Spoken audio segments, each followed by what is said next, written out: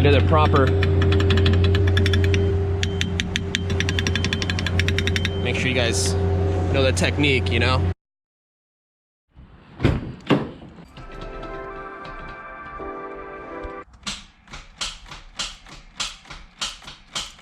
What?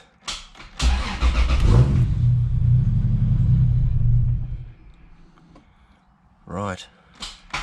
That cold start E85 life, right? I don't know why the star is being so weird.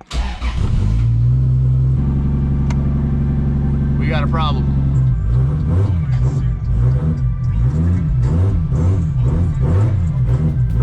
So, this car does not have an idle air control valve, and that's why I actually turned down my idle with the idle screw yesterday, so that when it's warm, it's not super like high. I guess it wasn't so high. It was like a 1050, 1100, but I turned it down so it's around like 950. So now when it's cold, it's a little bit harder to get started. But today is a new day, and you guys saw our gas gauge. We're running a little bit low on that ethanol, so we got to go ahead and get some more. It's actually the first time we fill up here locally in upstate New York. I'm really excited to go ahead and see what the content is. I will tell you guys where I'm going here in a second. For all my local guys, if you need some good E85, I'll let you know what's up. But she's warming up real quick, and we're gonna go ahead and do some pulls as well. And I do have to go to Harbor Freight and drop some stuff off. I gotta return some things. But should be a good, fun day, guys. Real nice, easy video today. We're gonna just have some fun in the car. It's been a while since we've actually enjoyed it properly after we fixed our whole issue with it. So let's hop in this thing. Let's let her warm up for a few more minutes, and we'll go ahead and get some ethanol. Well, my gas light just turned on, so at least we know it still works. Now we're about to test how long I actually have until it comes on. I only have 10 miles to go. Only 10 miles, so I mean, I think we'll be okay. I think we'll be all right. All right, someone's got to know what the hell is wrong with this. So, I don't know why. I just re-bled my clutch yesterday. Now, granted, I didn't use like a vacuum style bleeder. Actually, my vacuum bleeder will be here today. But there's no air. Like, there wasn't any air. And I don't know if you just really need to use a vacuum style bleeder with these kind of clutch setups with a CD09 and internal slave type deal. Because it still just like keeps dropping on me every now and then. Like, it literally will just act as if I just like dump the clutch out and I'm just trying to ease it out. It's super frustrating, man. So it's just real frustrating. If you guys have any ideas as to why it does that, please let me know. I guess I'm gonna try and bleed it again with the vacuum style bleeder, but I don't know what's happening, because it's probably the most frustrating thing about this car at this point. Like, it's super frustrating. Like, it doesn't want to stall out at times if you don't catch it quick enough, so. Yep. My clutch master cylinder is a Tilton Master. It's their 7/8 75 series. I don't know what it is, but it's supposed to be a really good master. And we're rocking, like, the slave is like a stock OEM style from a like 2001 Camaro. So that's that. I don't know if that helps you guys at all as to my problem, but also, by the way, our temps are great. I do have to go ahead and wire up a new gauge or figure out our deal with this gauge because she's just pegged. I checked the grounding and everything like that. It seems like it's okay. Nothing changed when I put it directly to a new ground. So that, you know, that's usually why your gauge will read full pegged, is because there's a grounding issue. But I don't know. I think just the gauge is kind of crap. But yeah, temps are 179 right now. They're just going down. But one thing I've noticed, I have my cam control, I guess, readout right here, and sometimes it'll just constantly say calibrating, and you'll have to shut the motor off, turn it back on, it'll say calibrating, calibrated, and then it'll go over to its display mode. So I don't know if like VVTi or the solenoid itself is maybe getting a little bit finicky, but what do you guys think about that? Because yeah, I mean, we lose out on VVTi when it says it's not calibrated or calibrating. It has to show the number value there. This guy is just cut right in front of me. But yeah, we're almost there. We're about 10 minutes away, man. 10 minutes away. Gas light is still on, but we're doing good.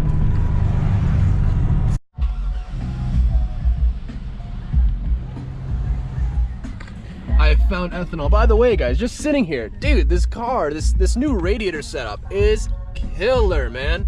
It never used to like drop like this, so I'm pretty stoked about it. It's working out really well for us so far. So as of right now, let me show you guys what our content was as far as our ethanol. Oh God. As you guys can see right now, we have an ethanol content of 53%. So let's go ahead and fill her up. It is a little more expensive here than I thought. It's $2.84, where down in like Pennsylvania it was like $2.20, $2.30. But if it is good ethanol content, I'm more than happy to pay $2.84. So let's go ahead and fill her up and we'll see where our content is. First proper fill up since we've been back in New York, man.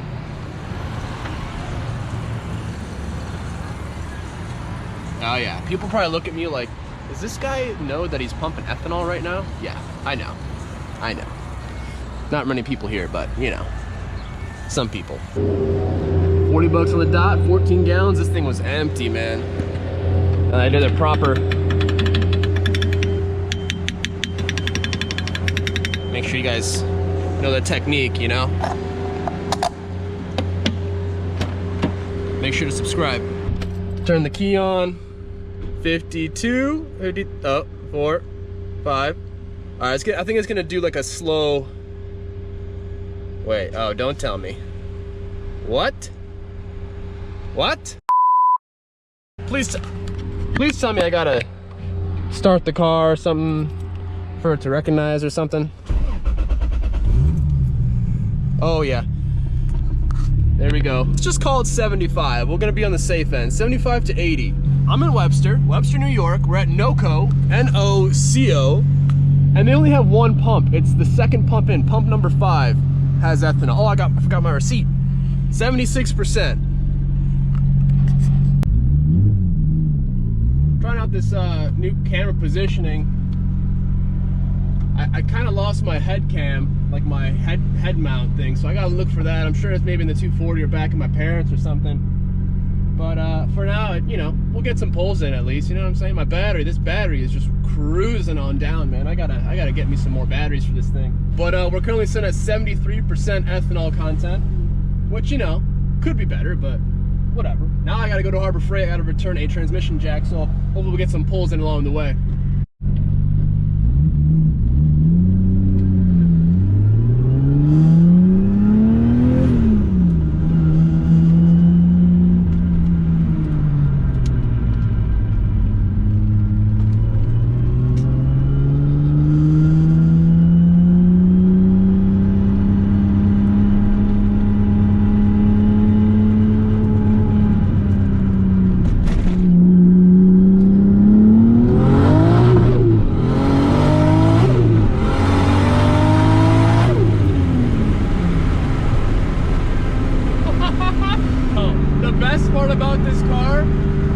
Suspension is so soft, you know what I mean, that like it just hunkers down and goes. We'll have to do it first, we'll have to do a dig, we'll have to have a lot of fun, man. This car is just ridiculous, bro.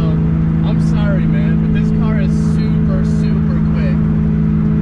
I can't wait to take it to the track, boys and girls, of course. I cannot wait to take it to the track, and that's all going to be coming up really soon. You guys gave me super good feedback, so I'm stoked, guys. I'm super stoked.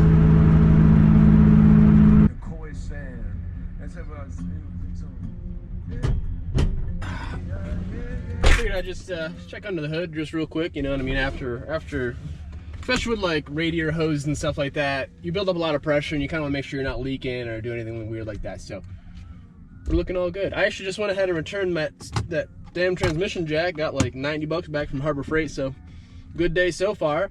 Now I gotta find either like a USPS or something and send that little puppy, that my fake China wastegate that I got scammed on, kind of, sort of. Definitely, actually. Paid way too much for it, so PayPal finally agreed, and they're letting me send it back, and they're gonna give me a refund. Finally, after like 2 weeks of like fighting them, I was like, dude, I need my money back. This isn't real. Like, I can buy this for like a 50 bucks. And I paid more than 50 bucks, actually. $325 more, in fact. I actually just want to take a brief moment, and can we appreciate how smooth this thing is idling right now? Do you guys hear this? This is incredible.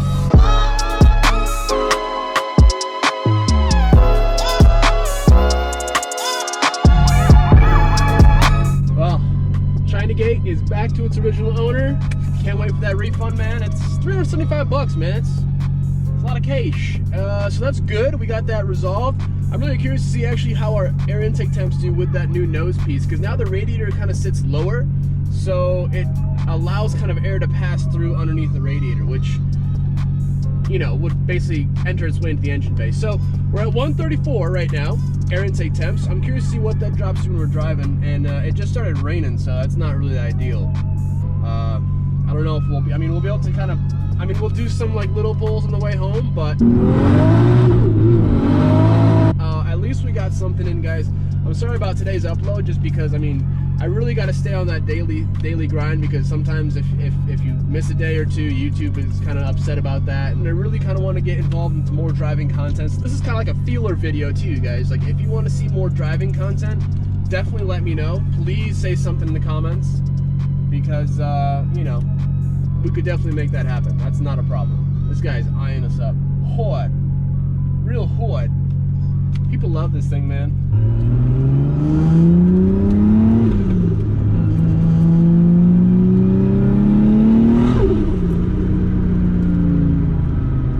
It's a little bit wet, so we gotta be careful.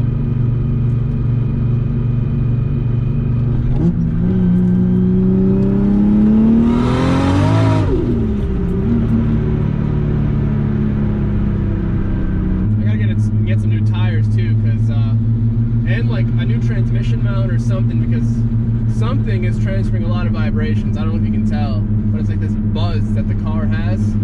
I don't think it's the motor mounts, I think it's our transmission mount.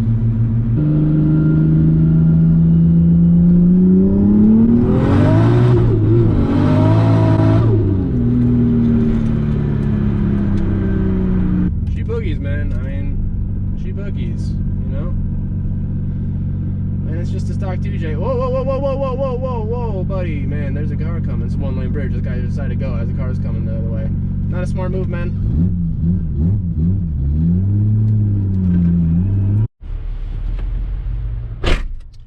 If you guys don't follow me on Instagram, you definitely should. I'm just saying. That's all I'm saying. You should also like this video, you know? Let me know, how do you guys feel about these half and half strawberry Arnold Palmers? I think they're pretty fire, and for 99 cents, man, come on. I had to snag me a cookie. on the way out too. But let me know what your guys' favorite iced tea Arnold Palmer is. I'm interested. I'm into it, you know what I mean? Drinks are important. I'm not actually filling up here. Sorry, people.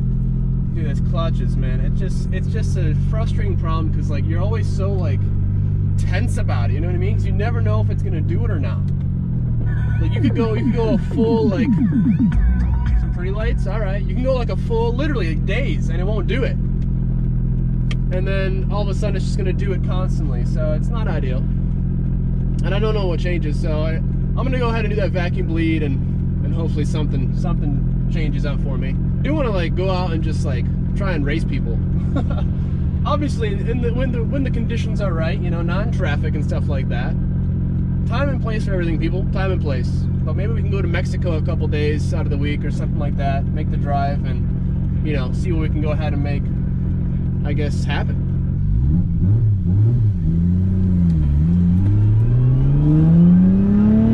Like that was so smooth, no chatter at all. Like that's what they all should be like.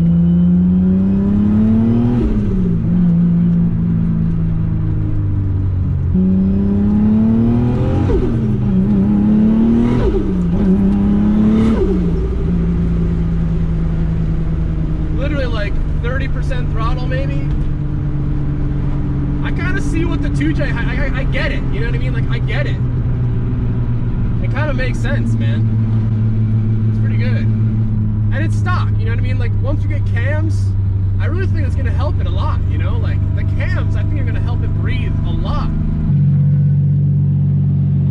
We gotta get our side skirts put on. I just popped the hood, don't worry, it wasn't open. But if only you guys could smell the great smell of E. I kind of get it now. I never used to be a fan.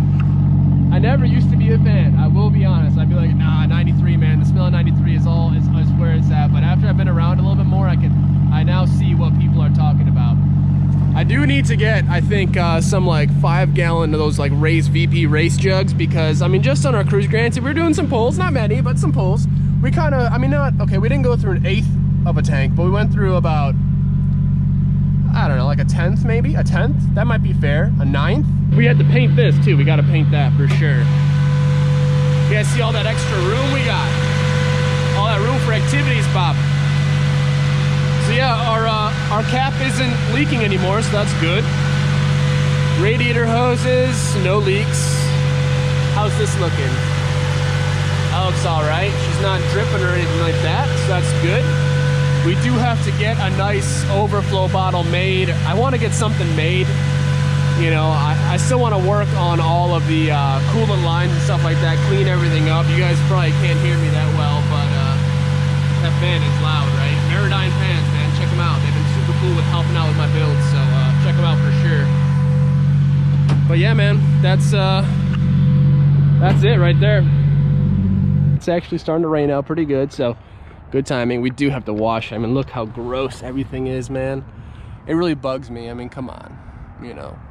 We're gonna mold this wing in. We have a lot of plans, guys. I just gotta, like I said, get back on my work grind. If you guys have any jobs, any builds, any small, like if you guys have anything wrapped, honestly, like hit me up. I'll be very fair with pricing and stuff like that. But yeah, everything's good. I'm super stoked to get back in the groove, man.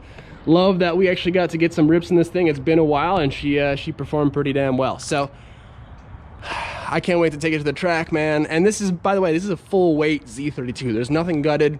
These doors probably weigh like 150 pounds each. They're insane. Like comparing this door to a 240 door, there's no comparison actually. But hopefully you have an awesome rest of your evening. I'll see you guys back here tomorrow. Same time, same place. Well, okay, say same time, but just turn those notifications on, man. It's super easy. I'll see you guys soon. Take it easy. Peace.